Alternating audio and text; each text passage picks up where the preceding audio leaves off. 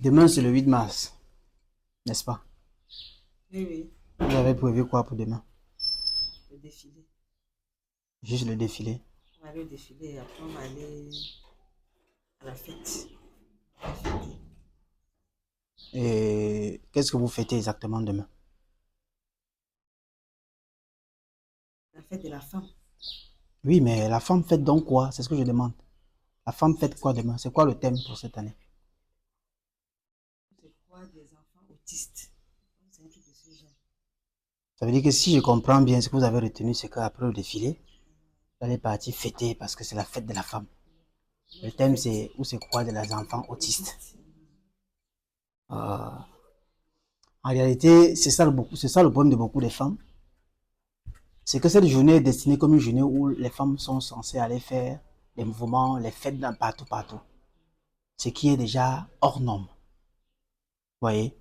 C'est très dangereux. La journée de demain est très dangereuse pour la femme. Contrairement à ce que les gens peuvent imaginer. C'est une journée excessivement dangereuse pour la femme. C'est une journée où la femme déjà est très exposée. Beaucoup de femmes comme vous ne savent même pas le thème de demain. Mais elles savent quand même qu'elles ont leur programme là quelque part. Il y a un charter là qui va démarrer très fort. La première question que je me pose d'abord, c'est que pourquoi une journée internationale à la femme? Les journées internationales sont la plupart du temps dans des déficiences, dans le cadre de la pathologie. Il y a les journées internationales du VIH, les journées internationales du cancer des seins, les journées internationales de telles choses. Parce que là, on parle d'une déficience dans le monde. Auquel il faut qu'on fasse une journée internationale pour soutenir ou alors valoriser ou alors apporter une aide, soit financière, morale ou matérielle, aux personnes qui souffrent de ces maladies-là. La femme souffre de quoi pour qu'on lui fasse une journée internationale? La femme a quel problème? Quand on dit la fête, quand on célèbre par exemple le 1er mai, on dit fête de travail. Mais ce qu'on cache en dessous de ça, c'est que ce n'est pas la fête de travail. C'est la fête des employés. Ce n'est pas pour les patrons. Parce qu'on sait que les employés ont travaillé un an sans arrêt. Ils ont bossé dur. Et eux, on les embauche. On leur réserve donc une journée pour que le boss de l'entreprise puisse les primer, les donner des petits pourboires. Leur dire, OK, en dehors de votre salaire, j'aime ce que vous avez fait, prenez ceci de plus. Ça l'entendre, on va dire, faites des enseignants, par exemple. Parce qu'on sait que les enseignants ont tellement bossé et travaillé, et on ne les paye pas bien. On se dit, dans le monde, les enseignants ne sont pas bien payés. Alors que c'est eux qui éduquent, qui forment les ministres, les présidents et tout et tout. Moi-même, j'ai été enseigné. Vous voyez? On les a donc fait pour les apporter un soutien de plus. Mais le problème de la femme, c'est quoi? Est-ce que la femme est victimisée? Est-ce que la femme est maltraitée? Est-ce que la femme souffre de quelque chose? Pour qu'on lui, on doit lui réserver une journée. J'ai lu un thème ici. Cette année, on a écrit, je vais lire le thème, vous allez comprendre. On a écrit 2025 pour toutes les femmes et filles, droit, égalité et autonomisation. Vous voyez, 8 mars. Et là, qu'est-ce que j'entends par autonomisation? Ça vient de automatisme. Ça veut dire, les femmes doivent pouvoir faire les choses seules, pouvoir évoluer seules, pouvoir se construire seules, pouvoir vivre seules. Pourquoi est-ce qu'on veut créer cette indépendance dans la vie de la femme? Ce qui part déjà en l'encontre de la 5e loi de l'univers qui est la loi du genre. Dieu a créé toutes choses en genre, en double. Les plantes sont en double. Il y a les plantes femelles, il y a les plantes masculines. Les animaux sont en double. Il y a le coq, il y a la poule, il y a la trou, il y a le porc. Il y a tout est en double. Le canard, la canne. Mais vous voyez que les deux vivent toujours ensemble, les deux marchent ensemble, les deux évoluent ensemble. Pourquoi dans le cas des êtres humains, on parle trop d'indépendance dans le cas de la femme? Et là, j'ai vu égalité. Est-ce qu'il y a l'égalité entre l'homme et la femme? Vous pensez qu'il y a une égalité? Hmm? Non, Répondez-moi. Vous pensez qu'il y a une égalité entre l'homme et la femme? non, non, non, non. Selon vous, qui est supérieur? L'homme. C'est faux. Ah bon? L'homme n'est pas supérieur à la femme.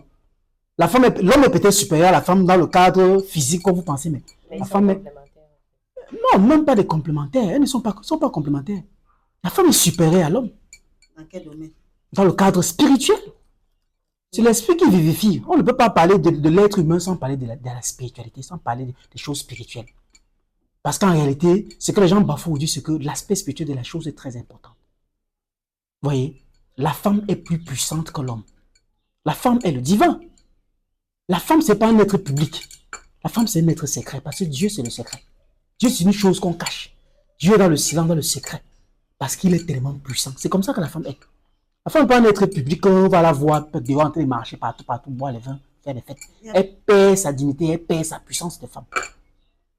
Vous voyez, la femme est un être qui doit vivre extrêmement secrètement. C'est pour ça que vous voyez la plupart des messieurs qui sont excessivement riches vont cacher leur femme. Parce que c'est justement là qu'ils savent que c'est là qu'ils tirent leur force. Pas qu'ils tirent les énergies de cette dernière, non. C'est que c'est cette dernière. Vous voyez, vous allez voir des grands hommes. Mais c'est la femme qui a construit cet homme-là. On dit souvent en français, derrière un grand homme se cache une grande femme. Vous savez, c'est la grande femme qui construit le grand homme. Maintenant, dans le cadre spirituel, la femme est loin plus puissante que l'homme. La femme n'est pas victimisée. Moi, je refuse de voir la femme comme une victime. Je veux que les femmes comprennent que vous n'êtes pas des victimes. Vous n'êtes pas des êtres qu'on est en train d'abuser sur terre, qu'on est en train de vous, je ne sais pas, de vous victimiser ou bien de vous sermonner sur quoi que ce soit pour qu'on vous donne une journée où vous allez sortir fêter. Vous pourriez fêter n'importe quand, vous pourriez faire ce que vous allez faire demain là. Les folies que vous allez faire demain. Les erreurs que vous allez commettre demain, parce que demain là, ça sera de la catastrophe. On verra des femmes mariées avec dans les bras des jeunes. On verra des femmes mariées ivres dans des rigoles. On verra des femmes mariées qui auront... Les foyers vont se détruire demain à cause de cette histoire. Déjà que jusqu'à aujourd'hui, il y a dans certains foyers où on ne se parle même plus.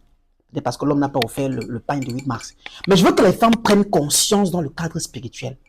Parce que la femme est de loin plus puissante que l'homme. Elle n'a pas besoin d'une journée internationale pour se valoir. La femme est valorisée tous les jours auprès de l'homme qui connaît la force spirituelle de la femme. L'homme n'a que 9 portes, la femme en a 11. Spirituellement parlant. C'est-à-dire dans le monde mystico-spirituel, quand l'homme s'arrête à 9 portes, la femme ouvre encore 2 de plus. La femme est le divin. C'est pour ça que Dieu a choisi que c'est en la femme que grandisse la vie. Parce que Dieu vit en la femme. De plus, l'homme est une croissance partielle de l'éternel. Mais la femme est une croissance complète de l'éternel. Il y a une partialité divine en homme, mais chez la femme, c'est complet. Quand vous comptez les orifices de l'homme, de tout un chacun, on a 1, 2, 3, 4, 5, 6, 7. Ça fait 7 orifices. Ça fait 7 portes que l'homme peut ouvrir déjà, la spiritualité. On a maintenant les parties des voies génitaux, 1 devant et 2 derrière, ça fait 9 pour chacune des personnes.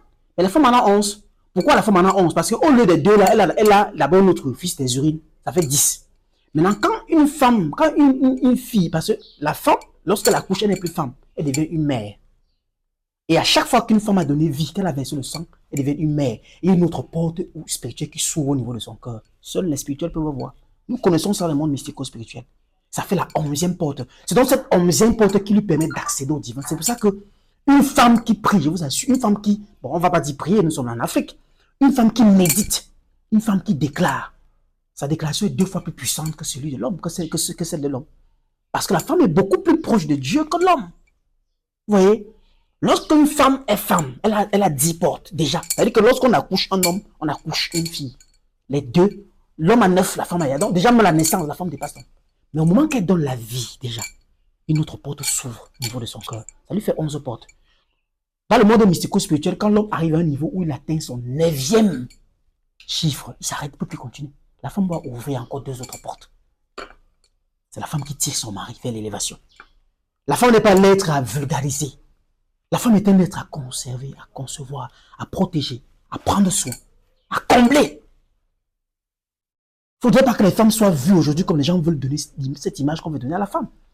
Un être qui est maltraité, qui est ceci, qui est cela. Non, je suis désolé. Ne n'entrez pas dans la victimisation. Parce que vous n'êtes pas des victimes. Vous êtes juste parfois sur votre simple poste. On parlait d'autonomisation. Pourquoi? Le monde n'est pas un automatisme. Il peut y avoir l'automatisme entre l'homme et la femme. C'est une création de genre. Ça veut dire que moi, j'ai déjà dit une fois dans l'une de mes vidéos précédentes que dans certaines civilisations, dans certaines traditions, quand il y a des réunions familiales, on éloigne les femmes. Quand il y a des décisions pour prendre la famille, on dit non, les femmes, ça ne se fait pas ici. Mais c'est une grosse erreur. Ce sont les femmes qui doivent être là où les décisions les plus importantes doivent se prendre. Dans une assemblée, une association, une réunion, n'importe quoi, où il faut des décisions importantes, des décisions même qui peuvent juger la vie et la mort, il faut qu'il y ait une femme. Parce que la pensée divine viendra d'elle. Que les hommes arrêtent de faire ces erreurs dans les réunions familiales où on doit mettre la femme à l'écart. Parce que la femme est le genre de l'homme. Et toutes choses fonctionnent en genre. Si l'homme va seul sans la femme, il va échouer. Je l'ai expliqué plusieurs fois qu'il y a des niveaux spirituels, mais il y a des entreprises que si tu n'es pas marié, il y a des pouvoirs que tu ne peux pas avoir. Tant jusqu'à ce qu'on voit que tu es marié avant qu'on dise que le fait que tu sois marié, il y a des visas que tu demandes étant célibataire, on ne te donne pas. On veut voir marié. C'est parce que tu es marié qu'on te donne un certain type de visa. Pourquoi le monde est comme ça? Parce qu'on sait qu'il faut le genre. Un homme seul est une partialité. Il faut que l'être vienne la compléter. La femme ne vient pas compléter l'homme. La femme vient avec la complétude. Ça veut dire qu'elle est déjà complète.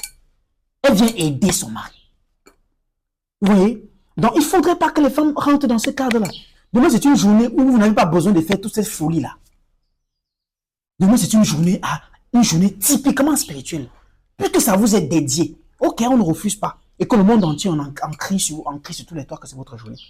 Faites déjà une journée spirituelle. Par exemple, levez-vous demain matin très tôt, faites une libation à vos ancêtres. Étant pieds nus, vous leur parlez. Vous honorez le divin qui vous a créé, qui vous a donné cette complétude. Moi, la femme devant moi est un pouvoir incommensurable parce que je vois le pouvoir de la femme.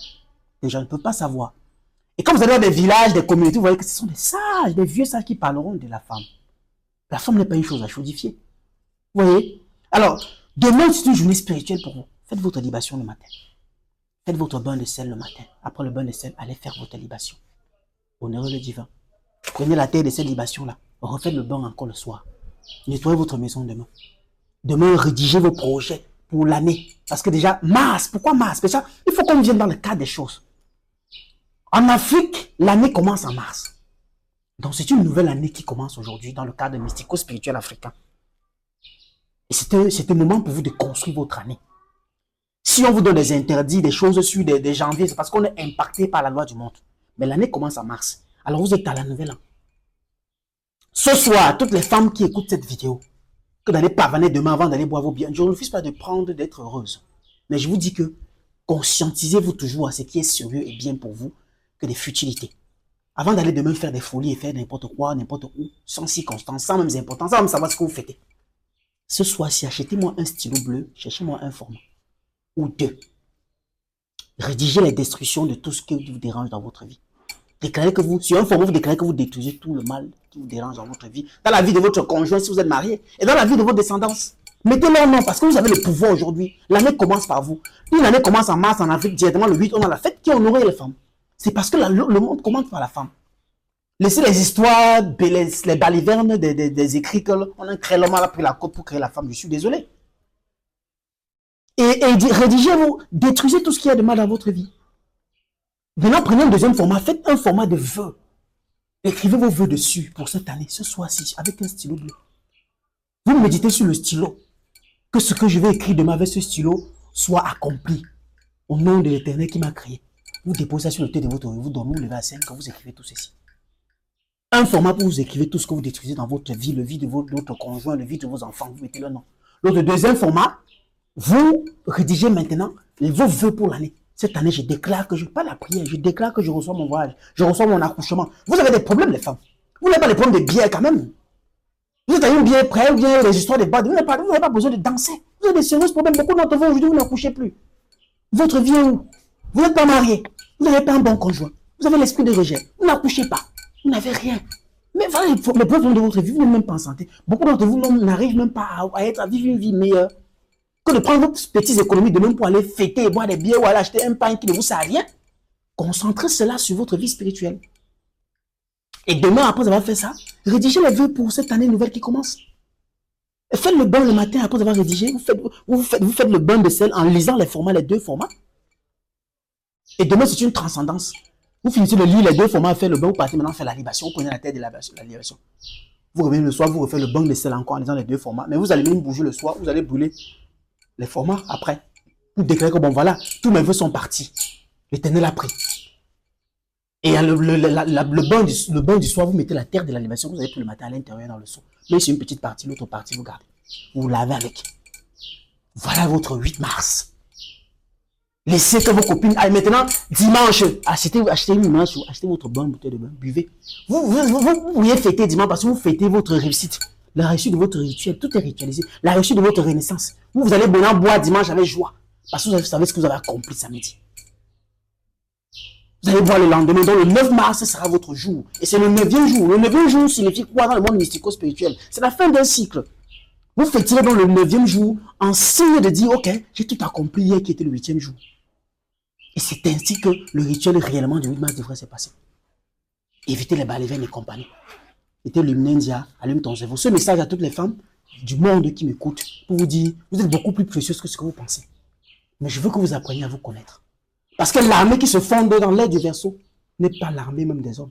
C'est l'armée des femmes. L'Éternel a compris que l'homme a eu un petit pouvoir, il a chosifié la femme. Les enfants spirituels qui reviennent, tout le pouvoir revient à la femme. Vous allez voir que toutes les armées qui se fonderont maintenant, les armées spirituelles, il y aura plein d'enfants spirituels, femmes comme hommes. Parce que l'homme a perdu sa chance. L'homme a manqué le respect, chosifié la chose, la lettre qui était beaucoup plus forte que lui. Et les femmes devraient vivre une vie petite, cachée, reposée. Les femmes n'est pas un être public. La femme n'est pas celle qui va danser dans les réseaux sociaux, s'exhiber. Non, la femme est réservée. Toujours couverte, toujours bien habillée, toujours réservée. Elle est pieuse, elle est chaste. Parce qu'elle renferme un grand pouvoir en elle qui ne lui permet pas de se dévoiler, de se dénuder, de s'exposer n'importe comment. C'est ça la femme. C'est ça l'être spirituel. C'est ça la femme africaine. Et c'est ça la femme spirituelle. Allume ton cerveau. Merci.